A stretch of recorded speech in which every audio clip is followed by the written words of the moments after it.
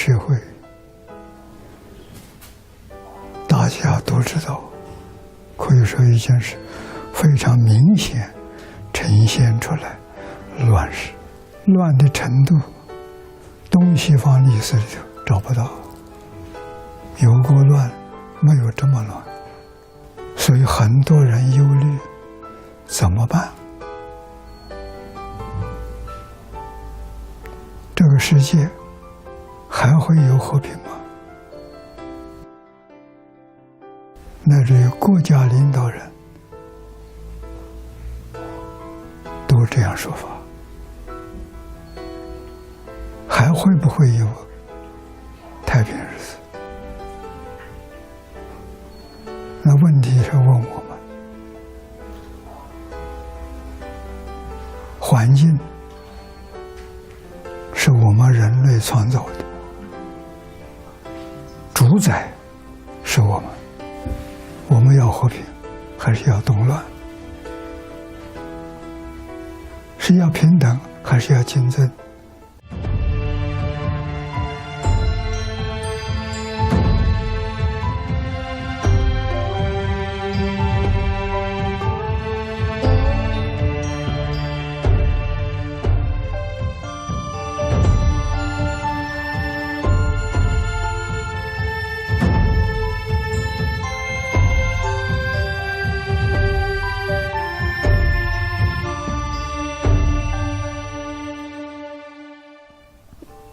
我们遇到难题了，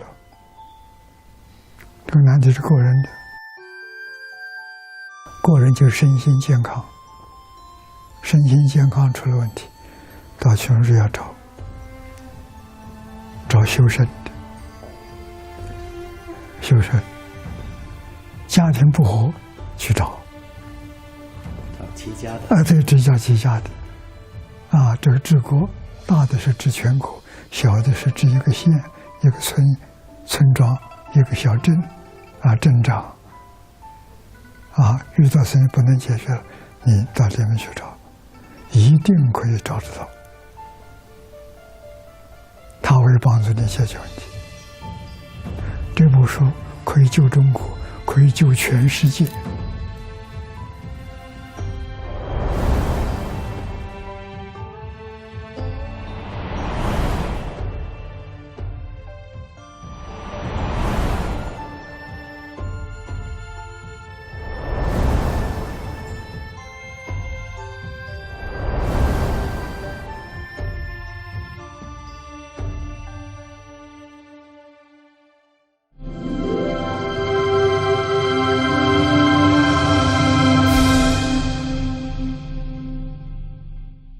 唐朝在中国历史上很值得赞扬的一个时代。这个时代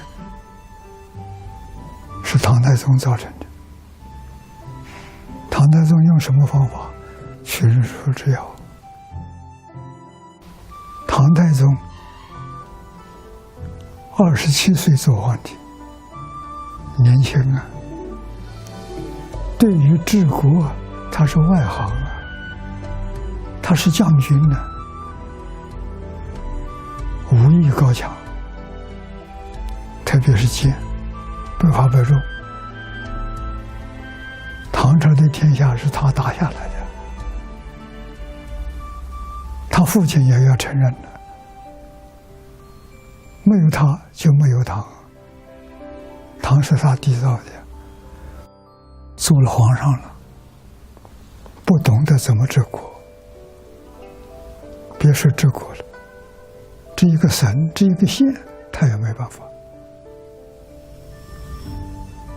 但他很聪明，他把魏征这些大臣，真正有学问、有道德的，召集起来，然后魏征成立一个小组，给他编治国的这些典籍，他要看的，重要的要给他看，太多的他看不了那么多，别给他。这个小组就是他的智囊团，用现在的话，智囊团给他出主意，他最后决定。这个能力他很强，从三皇五帝一直到他那个时代，这些朝代里头的圣贤、有智慧的人，他们所谈论到的修身呢，讲修身、齐家、治国、平天下，谈的这些都有记录，把这些记录抄下来给他看。这本书从大概将近70本典籍里头，凡是关于修身，如何保养身心的健康，这头个条件。你没有强壮的身体，你什么事业都不能做，天天生病怎么行？所以头一个修身，第二个齐家。我怎么样把我家庭之后，让我这个家庭老少都快乐，都欢喜，把五伦五常在家庭里面实现落实，然后再往上推，家齐而后国治。你用治家的方法就能治国，用治国的方法就能够平天下。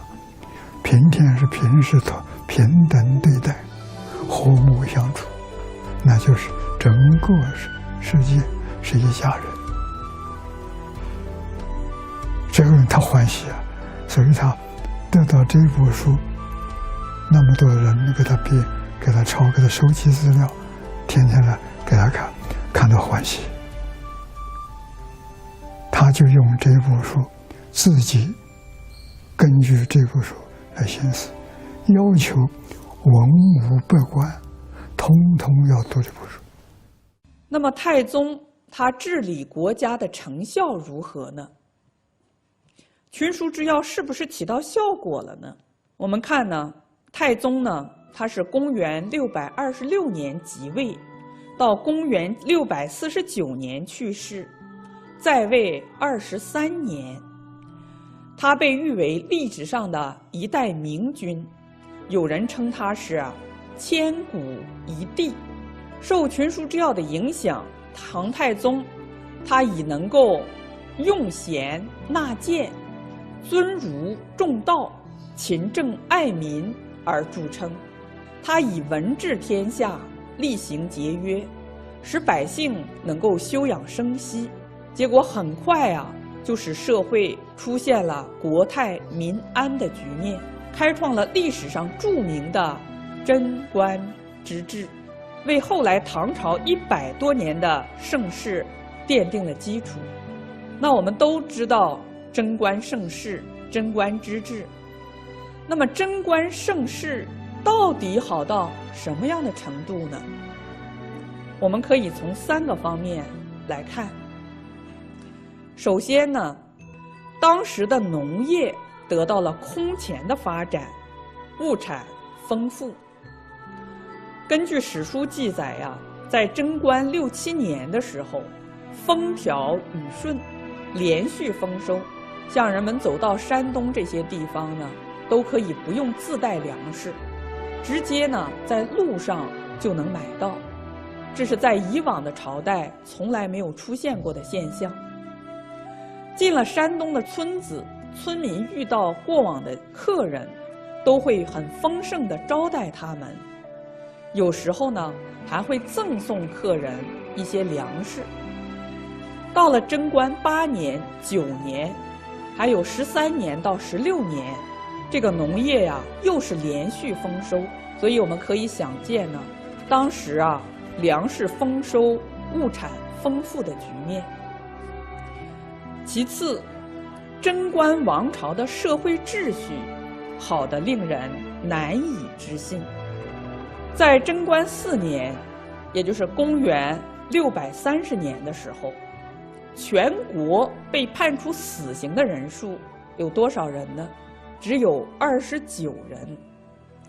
到了贞观6年的时候，也就是632年，判处死刑的人数虽然增加到290人，但是在这一年的年末啊，唐太宗下令准许他们回家去办理后事，第2年的秋天再回来就死。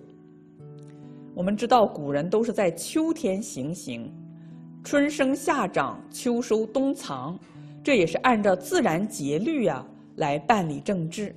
那么结果呢，到第2年9月的时候，这290个被判处死刑的犯人，无一例外的全部回来受刑。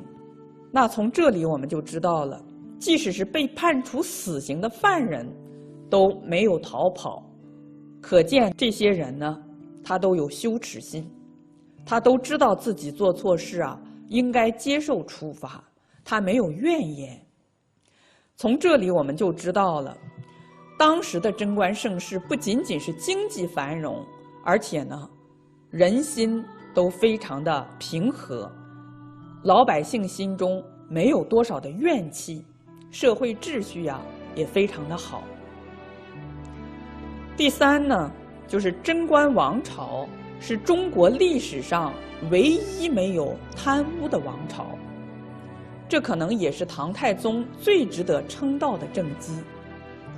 在太宗治理下的中国，因为皇帝率先垂范，厉行勤俭，所以呀，官员一心为公，力左各守本分，滥用职权和贪污渎职的现象少之又少，可以说啊是降到了历史上的最低点。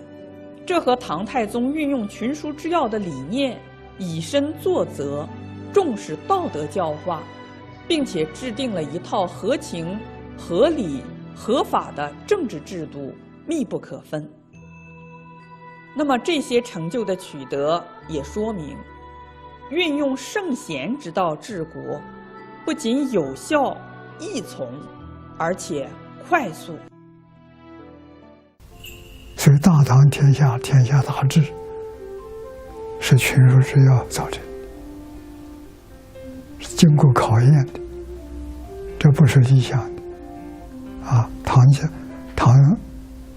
300年的盛世，靠这个。所以这部书现在是中国党校的必修课程，主席带头啊，跟唐太宗一样带头啊，要求全国从政的人员认真地来学习，把中国大唐盛世再恢复，这是好事情。这书里有经历就这里。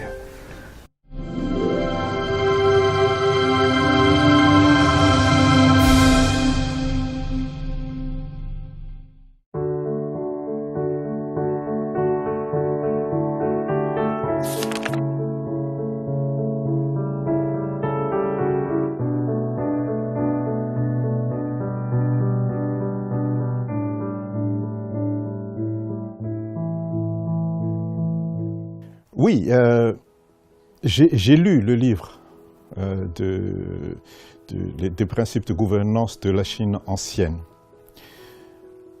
À mon avis, c'est un livre qui mérite d'être lu par tous les dirigeants du monde. J'en ai partagé aussi avec les gouvernants de mon pays. Et j'en ai eu des échos très positifs concernant ce livre par les gens qui l'ont lu. Moi-même, je crois que c'est un livre qui peut changer la face du monde. Ce livre véhicule des sagesses universelles. Mais tout ce qu'il y a là-dedans, c'est vraiment des principes de vie de l'humanité de l'homme. Les principes qui sont inscrits là-dedans, dans ce livre, concernent l'individu, concernent les relations qui devraient se faire entre les membres de la famille, comment les membres de la famille doivent se traiter mutuellement. Les principes concernent la communauté, la gouvernance du pays. Mais dans tout ça, on trouve des sagesses universelles. Après avoir lu ce livre,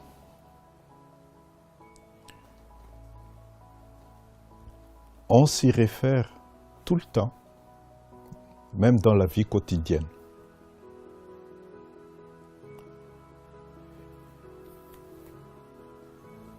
Quand j'interagis avec mes enfants,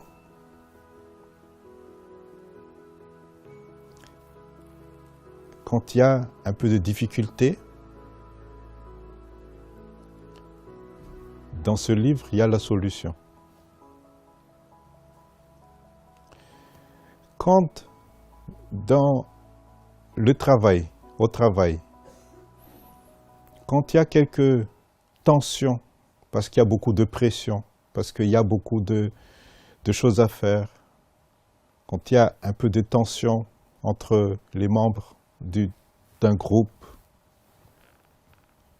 dans ce livre, il y a la solution pour dénouer tous ces problèmes. Mais, vous m'avez demandé les cotations des passages qui me paraissent essentiels. J'en ai choisi trois passages. Alors, je vais lire. Hein. Dans la page 28, Liu Tao, dans le rouleau 31, disait: si un dirigeant n'est pas vertueux, il risque de mettre sa nation en danger et de créer le chaos chez ses sujets. Un dirigeant vertueux amène la stabilité dans sa nation et l'ordre chez ses sujets. Le destin d'une nation dépend donc en premier lieu des capacités et de la sagesse de son dirigeant et non de la volonté divine. Tous les problèmes qui se passent dans ce monde, la pauvreté, les problèmes environnementaux, la maladie, tout ça ont des liens avec la mauvaise gouvernance. Et ce livre, les principes de gouvernance de la Chine ancienne, donne des indications claires concernant ce qu'il faut faire, ce qu'il ne faut pas faire pour avoir un pays en paix, stable. Actuellement, on est en phase, en période préélectorale à Madagascar. Nous avons pas mal de candidats. Nous avons 36 candidats à l'élection présidentielle. Et je vais envoyer ces émissions à tous ces candidats pour qu'ils sachent ces sagesses anciennes, ces principes de gouvernance de la Chine ancienne qui pourraient aussi être utilisés pour gérer un pays comme Madagascar. Quand on gère un pays, quand on est face à de différents problèmes à des urgences extraordinaires, des fois, les dirigeants ont tendance à faire des choses à la va-vite, trop vite. Et bien sûr, ils font des erreurs. J'ai personnellement discuté avec quelques dirigeants qui m'ont demandé mon avis. Je leur ai dit, voilà, j'ai 2 textes à vous lire, à vous dire, et vous prenez la conclusion que vous pouvez prendre. Et je leur ai donné ces 2 textes. Dans ce livre, Les principes de gouvernance de la Chine ancienne, en page 14 et page 15. Confucius disait, faire une faute, mais ne pas la corriger, voilà la véritable erreur. Donc, si le dirigeant est conscient qu'il a fait une faute, il faut qu'il corrige. Sinon, c'est là vraiment qu'il fait l'erreur. Le deuxième texte que je leur ai donné, c'était la suite, c'est Zigong disait « Les erreurs d'un homme de bien sont comme les éclipses de soleil et de lune. Lorsqu'il faute, tout le monde voit ses défauts. En se rectifiant, la lumière revient comme après l'éclipse et tous le regardent avec respect. » C'est très important pour le dirigeant alors de connaître ses fautes, avoir l'humilité de les rectifier. Sinon, ils n'auront plus le respect de la population et il ne pourra plus gouverner cette population. Après avoir discuté avec ces quelques dirigeants, le gouvernement a pris à Madagascar une décision. Je ne dis pas que c'était grâce parce que je leur ai dit ces 2 textes, mais je suis sûr que ça les a influencés dans leur décision. Ils ont décidé de ne pas faire le forcing sur un texte de loi qui ont été votés à ce moment-là. Ils ont décidé de faire marche arrière et de changer de politique, changer de structure de gouvernement, changer de gouvernement pour avoir la stabilité. Et grâce à ce mouvement de rectification des fautes, le pays, pour le moment, est stable, en paix, et on peut espérer pouvoir faire les élections d'ici 3 mois.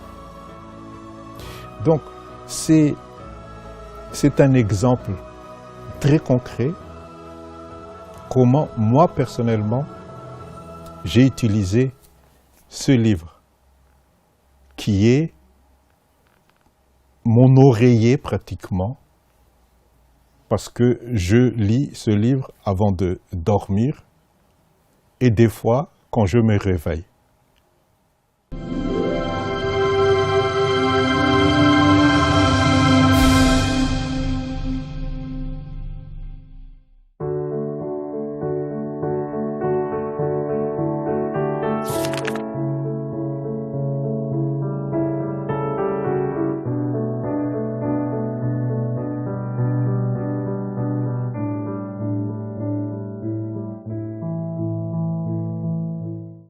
I will say that they've been missing something.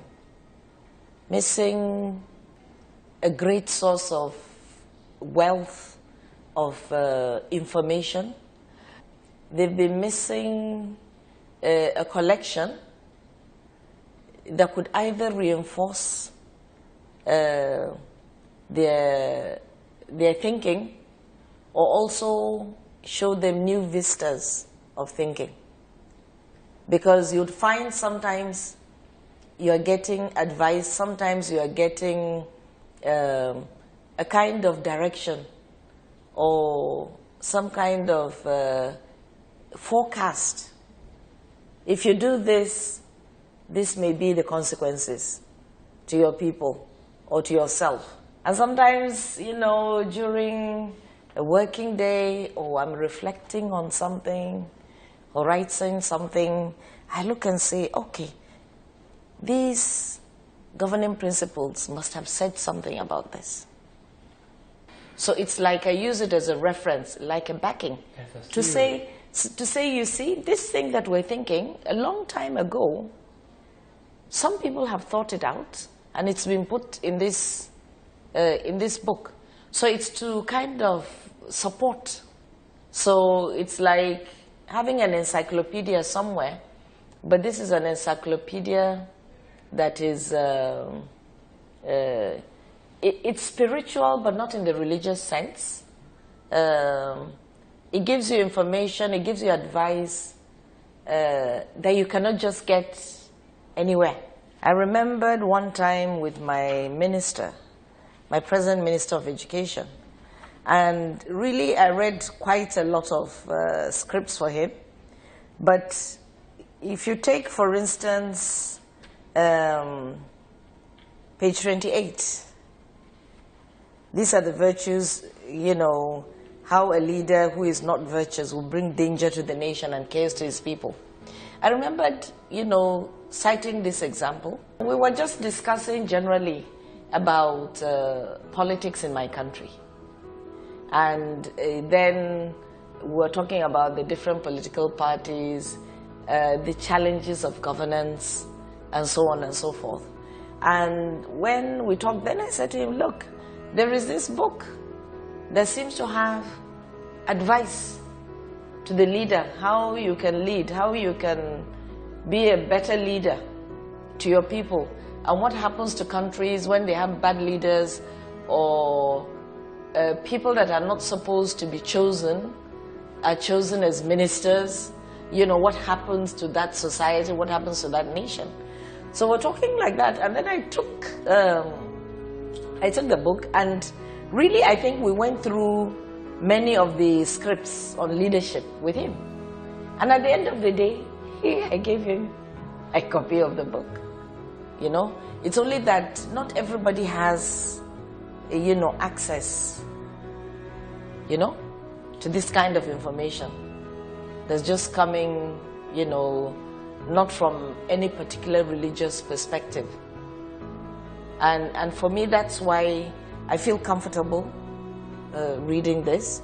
I feel comfortable giving it out to people. It's not that I'm giving anyone a religious text. These are very wise sayings and very wise scripts that will guide everyone, from the young person to the very old person. Yeah. Those who bring benefits to the world will also bring benefits to them. For those who bring harm to the world will also bring harm to them. A benevolent ruler will attract the populace to follow him because he is good at bringing benefits to the world.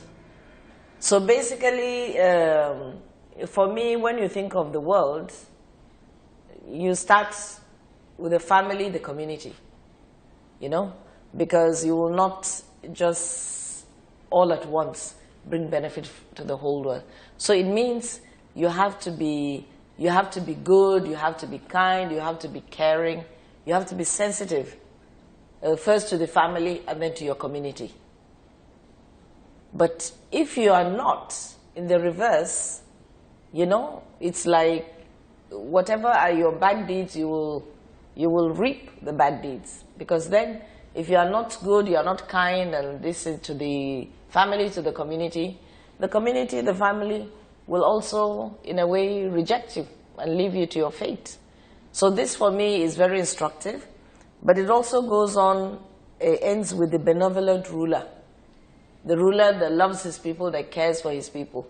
So if the ruler cares for his people, he's not wicked, he's always thinking of things in their best interest, the people will follow him. You know? Otherwise, there is a saying that if you think you're a good ruler or a leader, once in a while look back and see whether anybody is following you. Because if you're not a good ruler, most probably very few or nobody will be following you genuinely. Looking at the individuals in history who have made contributions to the society, it is evident that they all had accumulated outstanding and remarkable stories through their endurance against innumerable physical strains and hardship. As well, they were assiduously thoughtful. They never let their studies go to waste, and they never changed their ideals despite poverty. Now here, for me, it reminds me of some of the great leaders we had in politics in Nigerian history. People who contributed a lot, went through a lot of suffering, because maybe their manifesto was people-oriented. We had one of such great leaders, he's late, one Aminu Kano. His own manifesto was always people-oriented, you know. So he always, you know, suffered for the people in the hand of opposition governments and so on and so forth. So this text actually reminds me of him, and then other people in other societies.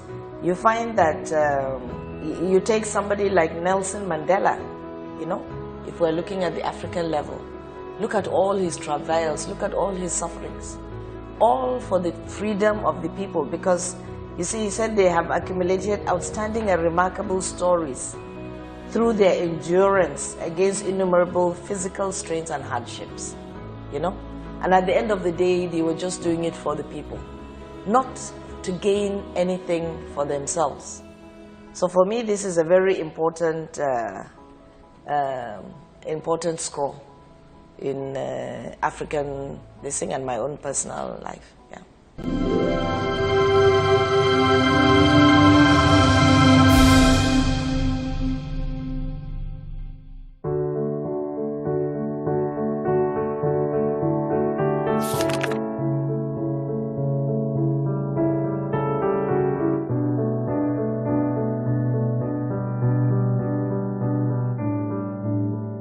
These books actually covers almost all the aspects and parameters of the good governance. This is the thing, actually. It's not only one thing. It covers everything. It talks about morality. It talks about ethics. It talks about corruption. It talks about strategy. So it covers absolutely everything, and from different point of view. It's not only technical administration issues. Yes, there are technical administration issues, but there are more psychological things, educational things. You know, the profile of the diplomats, of the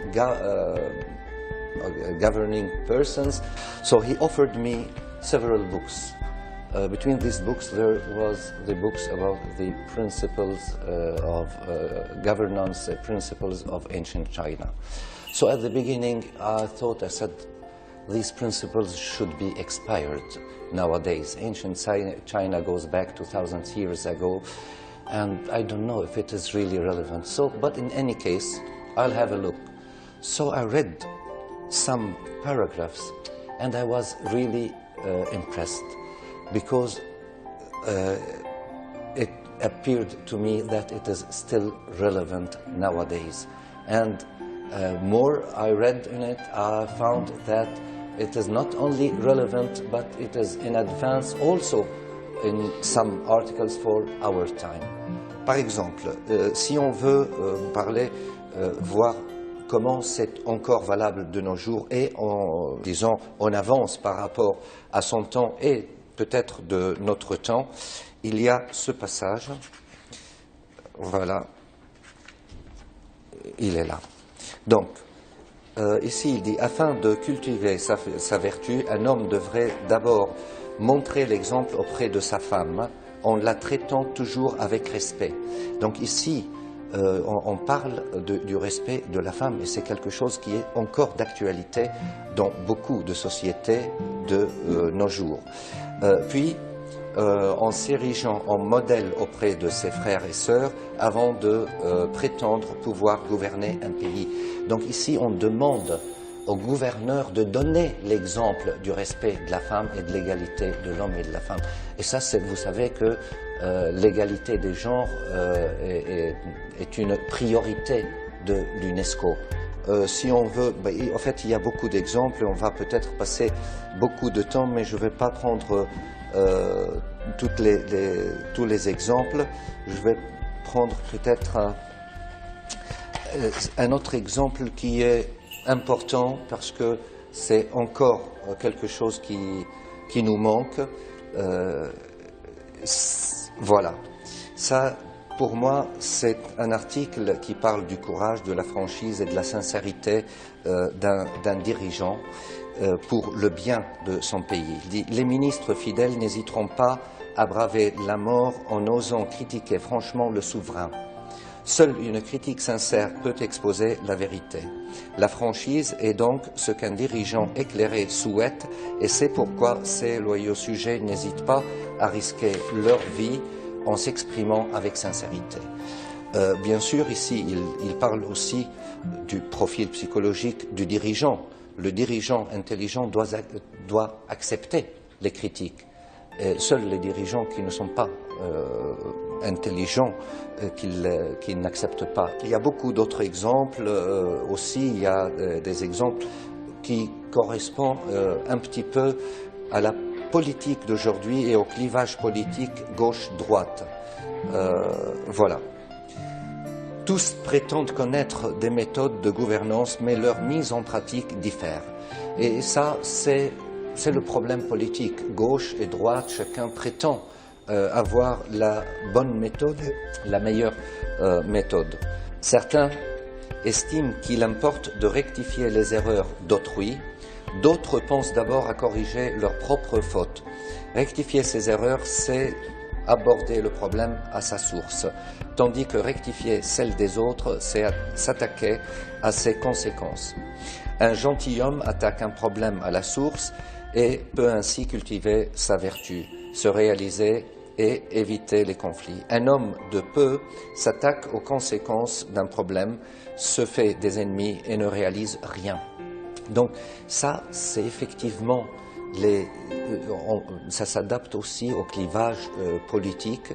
Les uns n'ont pas quelque chose à proposer de concret et ne regardent pas leurs erreurs, mais ils se satisfont de critiquer les autres et dire voilà, c'est les erreurs des autres, toujours c'est la faute aux autres, et on ne regarde pas nos propres erreurs. Et si vous regardez sur les scènes politiques en Europe ou ailleurs, vous trouvez la même chose encore de nos jours. Bon, simplement pour finir, je pense qu'il y a un article qui résume à peu près l'ensemble de l'esprit de ces principes. Et c'est très simple et c'est très court. En fait, voilà, il dit, lorsque la morale, la vertu, le code d'éthique, la bienveillance et la droiture sont observés, le monde emprunte la véritable voie, en fait la véritable bonne voie. Donc c'est résumé. La bonne voie peut être atteinte à travers ces principes qui respectent la morale, la vertu, l'éthique, la bienveillance et la droiture. Et en réalité, tous les autres principes sont basés sur ou bien la morale, ou vertu, ou bienveillance, ou droiture, ou justice, ou égalité, etc.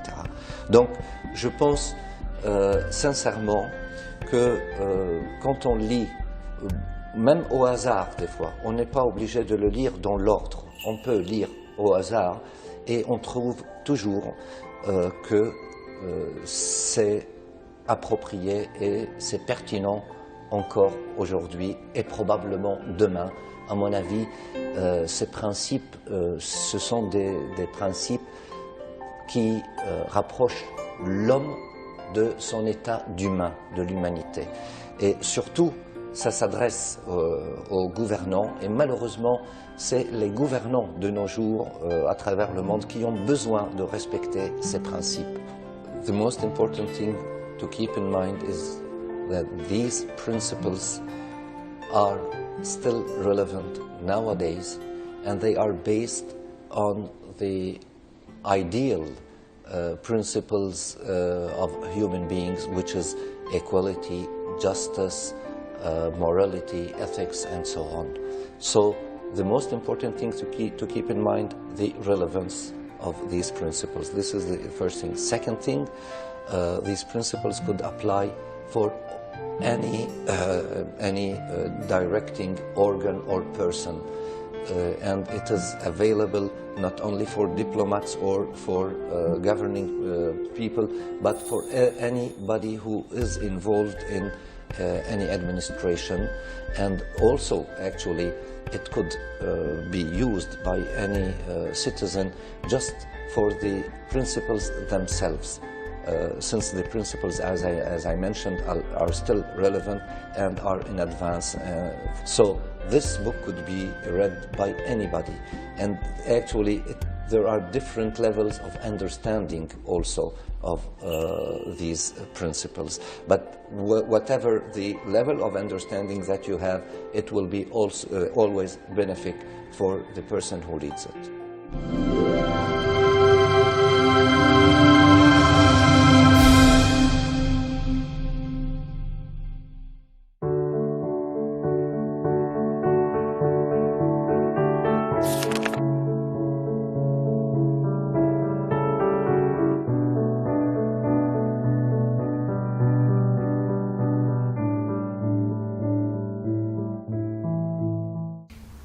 中国历史最完整，可以上溯到3000年，文字记载，全世界找不到第二家。中国人的智慧从哪里来的？并不是中国人独有。佛说得很好，智慧是从真心露出来的。我们现在这个地球上的人用的心是妄心，不是真心。真妄怎么说呢？真心是清净心，是本来的心。本来的心大家都一样，我有你也有，你有我也有，是一样的。没有起心，没有动念，是真心。我们眼见色，耳闻声，在听之前正在听，听之后都不起心动念，心是平的，那是真心。这一听马上就波动，意见就来了，喜怒哀乐爱恶欲就现前了，那是妄心，那不是真心。妄心里头是有你的爱好，有你的怨恨，有这些东西，真心里头没有。真心像小孩刚生下来，他心是真心，他还不懂得这个我爱那个我要占据，还没有这个念头起来，那是真心。婴儿之心是真心你要是细心观察，很有味道。我好像是04年在日本参加一个也是联合国教科文组织办那个活动，在日本办冈山，我去参加了。早晨起来散步，有一个小年轻人推了个小车子，他的儿子还不到100天，2、3个月推出去，我就突然想起来，我说我们大家静下来，你们都来看，细心的观察，你一看那个小孩睁的眼睛，他对他的母亲，这没人教他，不到3个月吧。你看那是真正的爱，没有人教他，自自然然露出来的。所以我告诉大家，人生100日，100天之内，体露真常，它表演出来是真的，是不永恒不变常的。你们在内心观察，所以佛说人心人之初性本善，中国古人说的佛也如是说。你一生保持用真心，你就是佛，你就是菩萨，你就是圣人。凡圣的差别在哪里？我们对一看马上就分别它，去执着它，喜怒哀乐都摆上来了，真心没有，像婴儿一样，他去看，他不会起这些妄想分别执着，他没有，永远保持婴儿的心，这个人就是圣贤，在佛教里就是佛菩萨。这是人讲理论的，讲道理，他是从道流出来的，从理上流出来的，他不是从脑子里胡思乱想出来的。现在人都是不用自己脑子，不相信古人，他想一辈子，连古人的时候一个版面他都做不到，因为他胡思乱想。古人从戒定慧里开的智慧不一样啊。严格的说，古人没有想过，自然流露出来的。事情来了，对策也就来了，方法就出来了。他不要想的，他那个心清净心、平等心、生智慧。那我们现在的心生烦恼，不生智慧啊！现在我们起心动念、分别执着，全是烦恼。所以你不相信古人，你没有经过古人的道路，他的路你没走过，你不知道他这个路的好处。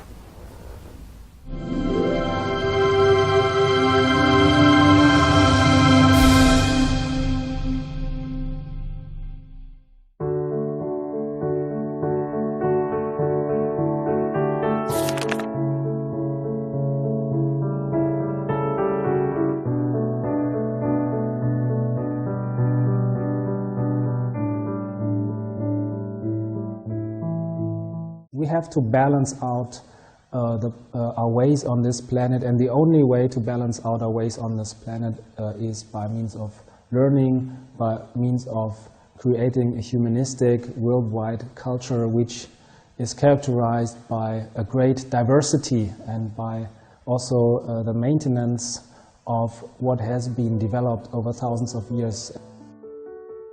Many people do not think about this, the importance of the influence of China during the 17th and 18th century on the German civilization. So a lot of philosophers have studied Confucian lore at that time, and also in terms of economy, the Jesuits in China, they provided the philosophers in Europe with writings about Wu-wei economy, for example, and they for example, the French philosopher François Quesnay, they studied these principles in economy and have influenced the modern system in Europe, the modern economic system, via this influence of Chinese thought. And later on, Karl Marx studied François Quesnay and other economists and had an influence on China again. So we see that there are always these, this is maybe a good example for exchange and also for the mutuality of learning which takes place in history. If we are able to create such a new kind of system where we venerate all the practices, all the cultural treasuries that all the civilizations past and present have developed, all the human beings around the world for thousands of years have created systems, methods, ways of beauty. If we venerate that, if we appreciate that, if we are able to absorb that, this will also boost our economies. This will provide us with completely new perspectives, a new form of creativity. It will make mankind a very rich, it will provide mankind with a very rich life, not just in terms of economy, which is, so to speak, also one important aspect, but also in terms of creativity, in terms of well-being, and last not least, in terms of happiness. Because only by means of culture we will be able to create societies which are based on the principle of happiness and which are based on the principle of mutual learning. And only these kind of forms, societies, will be able to exist on a long-term manner, and they will naturally, so to speak, also practice eco-friendly ways of life, because they are not based on consumerism, but they will be based on learning and culture and self-refinement in a society as a group phenomenon, self-refinement, culture cultivation from generation to generation as a binding practice which keeps the societies together, and also individual self-cultivation which provides us with a happy life, with a life of fulfillment, with a life which is lived in a constant state of flow. And I think we can learn a lot from the past, but we also have to direct our attention towards the future in this regard. And we have to try to include the modern technologies and at the same time the new thoughts about the eco-civilization and eco-friendly ways. We have to balance out our ways on this planet, and the only way to balance out our ways on this planet is by means of learning, by means of creating a humanistic worldwide culture which is characterized by a great diversity and by also the maintenance of what has been developed over thousands of years, and by the veneration of these different traits and different branches of the tree of mankind.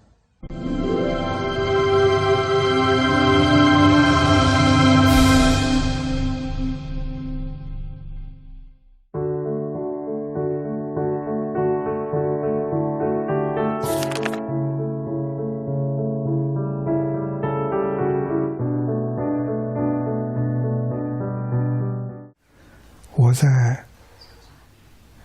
15年，前年15年，我参加联合国这个和平会议，完了之后，我就到伦敦去，到英国去看一看。听说英国人政府下令，小学、中学、大学，所有在校的学生都要学中国文字，学中国语言。我感到很惊讶，我就看看到底真的是假的。去的时候不知道怎么走路逢人，上医院接待。所以我跟着上医院去医院谈论这个事情。我说你们为什么这样做法？他们很老实，他告诉我，19世纪是英国人的事情，20世纪美国人的事情，21世纪是中国人的事情。这不学中文、中国文字，将来要吃大亏。所以他们预先干。那么我在那也遇到一个很难得的，斯大学校长修斯，他来找我，所以他才把王子介绍给我。我跟王子也见过很多次面，最后才想出来，他说我们合办汉学院，我们来培养接班人，汉学院就这么缘起的。英国汉学院今年现在这是第3期了。我们的宗旨目的没别的，就是培养一批年轻人，有能力读《群儒之要》。《群儒之要》咱开一门课，有能力读。我就满足了，只要他们能读，好好的学，然后回归到自己，修身齐家治国平天下，我们的教育就成功了。